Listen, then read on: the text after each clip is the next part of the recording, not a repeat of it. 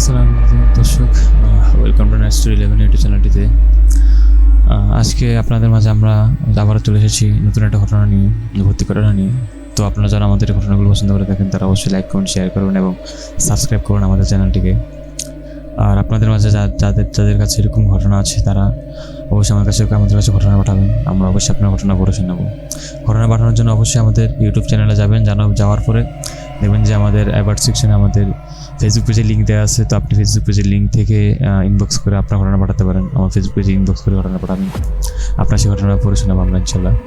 তো চলুন বেশি কথা না বলে আজকে আমরা ঘটনা থেকে চলে যাই। আজকে ঘটনাটি একটু বড় হতে চলেছে। আর ঘটনাটা ইউনিভার্সিটির একটা মানে ভৌতিক ঘটনা নিয়ে, একটা ইউনিভার্সিটির মধ্যে একটা ভর্তি ঘটনা, মেয়ে আক্তার এবং একটা ঘটনা নিয়ে, মেয়ে আক্তার বিষয়। তো চলুন বেশি কথা না বলে আমরা ঘটনাটা স্টার্ট করে দিই। সবাই দয়া করে সাবস্ক্রাইব করবেন। চলুন বেশি কথা না বলে আমরা স্টার্ট করি ঘটনাটা। তো যেভাবে লেখা সব ঠিক সেভাবে করছি। তখন চলছিল সেমিস্টার ফাইনাল পরীক্ষা। আমরা গভীর রাতে পর্যন্ত পড়তাম। পরীক্ষা মানেই প্রচুর পড়া মানেই মস্তিষ্কে অতিরিক্ত চাপ। সেই চাপ কাটাতে রাতে আমাদের চায়ের নেশা পেয়ে বসলো।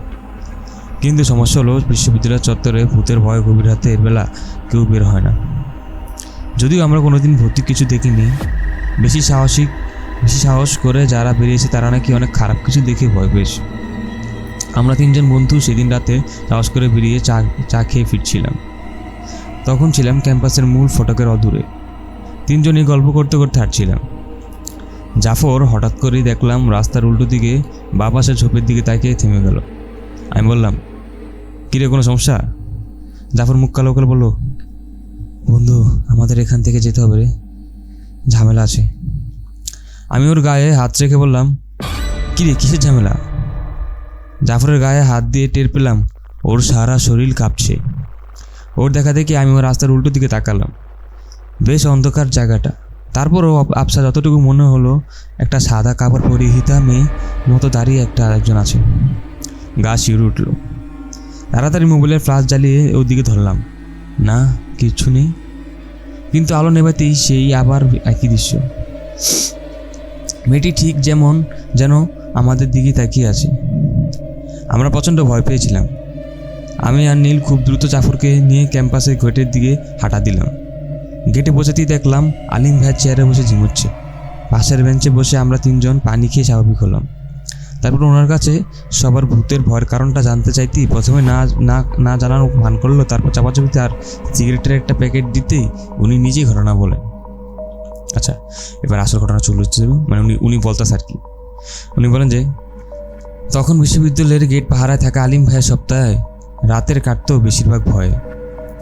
যদিও ধীরে ধীরে তার ব্যাপারটা তার অভ্যাসে পরিণত হচ্ছিল। প্রত্যেক বৃহস্পতিবার রাতে ঠিক একটাই ঘটনা ঘটে। প্রথম দিন বিশ্ববিদ্যালয়ের ভেতরে গেটের পাশে চেয়ারে বসে রোজকারের মতো ঝিমুচ্ছিলেন আলিম ভাই। কুকুরগুলো আজ যেন একটু বেশি ডাকছিল। হঠাৎ কোথা থেকে যেন একটা কান্নার শব্দে তার ঝিমুনিটা কেটে যায়। ভয়ে শিরশিরে ওঠে তার শরীর। গেটের ডান পাশেই অডিটোরিয়াম। সম্ভবত শব্দটা অডিটোরিয়ামের পেছন থেকে আসছে। সাহস করে টর্চ আর লাঠিটি হাতে নিয়ে হাঁটতে হাঁটতে অডিটোরিয়ামের পেছনে গেলেন। বলে রাখা ভালো, অডিটোরিয়াম পেছনে সামান্য একটা ফাঁকা জায়গায়, তারপর উঁচু প্রাচীর। পেছন যেতেই তিনি দেখতে পেলেন সাদা পোশাকে আবৃত একটি মেয়ে একটি গাছের পাশে বসে কাঁদছে। মেয়েটার চুলগুলো সামনের দিকে ঝরিয়ে দেওয়া। আলিম ভাই সাহস করে বলেন, কে ওখানে? আচমকায় মেয়েটির চুলগুলো সরে যায়। মেয়েটিকে আলিম ভাই চেনেন। তিন্নি। বছরখানেক আগে মেয়েটির হোস্টেলের পেছনে একটা গাছের দড়িতে ফাঁস দিয়ে আত্মহত্যা করে। আজ তিন্নির গলার দড়ির দাগটা বেশ গাঢ় দেখাচ্ছে, চোখে ছোপ রক্তের দাগ।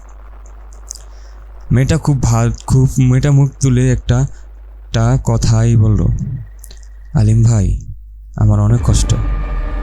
এর বেশি আর আলিম ভাইয়ের মনে নেই, কারণ তিনি আগে থেকে জ্ঞান হারিয়েছে। এরপর বিষয়টি নিয়ে ভিসি স্যারের অফিসের পর্যন্ত ঘুরিয়েছে। এরপর বেশ কদিন আলিম ভাইয়ের সাথে ডিউটিতে আরও একজন ছিল। প্রায় 1 বছর কোনো সমস্যা হয়নি, কিন্তু আলিম ভাইয়ের মাঝে মাঝেই মনে হতো তিনি বোধহয় কিছু একটা বলার ছিল। তিনির ঘটনাটা আলিম ভাইয়ের আজও স্মৃতিতে ভেসে ওঠে। তখন তিনি নতুন ছাত্রী।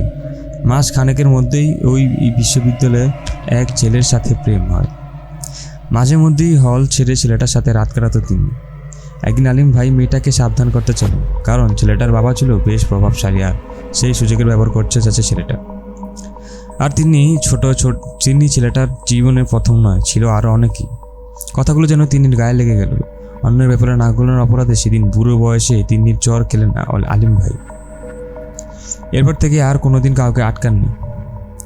প্রায় আরও কয় মাস পর তিন্নি গভীর রাতে আলিম ভাইয়ের সাথে দেখা করে।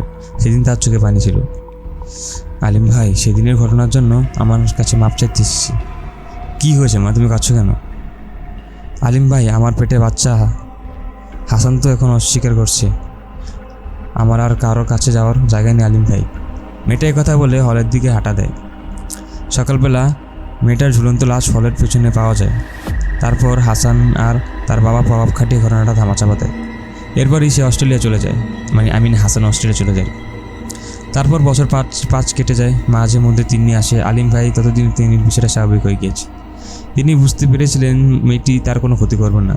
তিনি মাঝে মাঝে ভাইয়ের টেবিলের পাশে দাঁড়িয়ে এটা সেটা জিজ্ঞেস করে, তারপর হাওয়া মিশে যায়। আরও মাস খানেক পর সেদিন রাত একটা। আজও তিনি এসেছে। আলিম ভাইয়ের আজ সে জিজ্ঞাসা করছে একটা নতুন প্রশ্ন। আলিম ভাই, শুনলাম এবার রিউনিয়নে হাসান আসবে। আলিম ভাই বলতেছে, শুনলাম হ্যাঁ নাকি বিদেশে বড় চাকরি পাইছি। কাল রাতে গেস্ট রুমে থাইকা দিনের বেলা অনুষ্ঠানে যোগ দিব। কথাগুলো শোনার পরই তিনি একটা অট্ট হাসি দিয়ে অদৃশ্য হয়ে যায়।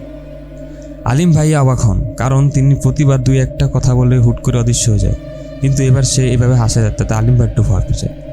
পরের দিন রাতে হাসান আসে। বিশ্ববিদ্যালয়ের মাঠে আর ভবনগুলো সারা রাত সাজানো হয়। এসএম হলের ছাদে সারা রাত হাসান আর সব ব্যাচ সিনিয়রদের পার্টি চলে। বোতলের পর বোতল সাবার হয়। ডিজে পার্টির বক্সের বিটে প্রতিধ্বনি হয় ক্যাম্পাসের প্রত্যেকটা দেয়াল। তখন এই রিউনিয়নের অনুষ্ঠান শুরু হয়নি। সকালবেলা পশ্চিমের পুকুরে হাসানের লাশ ভাসতে দেখা যায়। তারপর সাথে সাথে তার সাথে থাকা বাকিরা তখনও হলের রুমে নাক ডেকে ঘুমাচ্ছিল। কীভাবে তার মৃত্যু হলো কেউ বলতে পারে না। তার বন্ধুরা সবাই রুমেই ছিল। অদ্ভুতভাবে রুম বাইরে থেকে রুম লক করে দিয়েছিল। তাই পুলিশ বন্ধুদেরকে কাউকে সন্দেহ তালিকা রাখতে পারলো না। ময়নাতদন্তেও পানিতে ডুবে মৃত্যুর তথ্য ছিল। এরপর নাকি তিন্নিকে আর কোথাও কখনো দেখেনি আলিম ভাই। তবে মাঝে মাঝেই সাদা কাপড় পরিহিত একটা মেয়ে অনেকেই দেখে ভয় পায়। আর অদ্ভুতভাবে ঘটনাটা ঘটার পর বহু বছর ধরে রাতের বেলা আর কেউ ভূতের ভয় বের হয় না। আলিম ভাই থেকে ঘটনাটা শোনার পর আমাদের গভীর রাতের চা পানের অভ্যাস চিরজীবনের মতো ছাড়তে হয়েছিল। আচ্ছা, এই বলে তিনটা ঘটনা শেষ করে। ঘটনাটা বিশ্ববিদ্যালয়ের একটা ভৌতিক কাহিনী নিয়ে, একটা মেয়ের আত্মার কাহিনী নিয়ে। ছেলের সাথে রিলেশন ছিল, বাট ছেলেটা তাকে ধোকাতে যার কারণে সে আত্মহত্যা করে। দেন তার আত্মা আসলে প্রতিশোধ নিয়ে অনেক বছর পরে ছেলেটা যখন দেশে আসে আর কি, অস্ট্রেলিয়া থেকে। তো ঘটনাটা খুব ইন্টারেস্টিং, এর জন্য আপনার সাথে শেয়ার করছি। তো আপনারা যারা এই ধরনের ঘটনা সেটা শুনতে পছন্দ করেন বা এরকম ইন্টারেস্টিং অন্যরকম ঘটনাগুলো শুনতে পছন্দ করেন, তারা অবশ্যই আমার চ্যানেলটি সাবস্ক্রাইব করবেন না। আজকে একটু পর্যন্ত দেখাবেন নতুন একটা ভিডিওতে। ততক্ষণ সবাই ভালো থাকবেন, সুস্থ থাকবেন। আসসালামু আলাইকুম। আর হ্যাঁ, অবশ্যই সাবস্ক্রাইব করবেন।